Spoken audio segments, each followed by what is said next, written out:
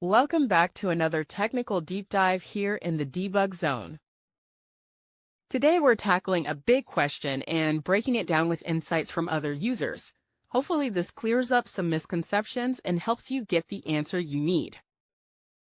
So buckle up, stay a little curious, and let's jump right in.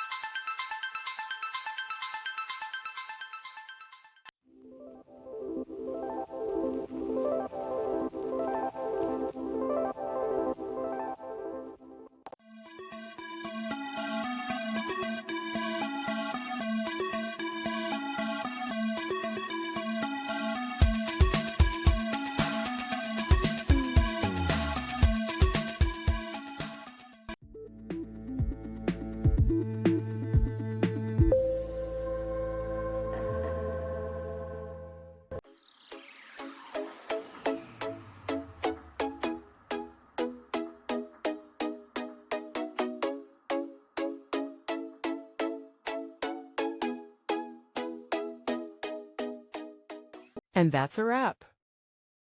I hope you found the answer you were looking for. If you did, take a second to hit that subscribe button. It really helps out. And let me know in the comments which solution worked best for you. See you next time in the debug zone.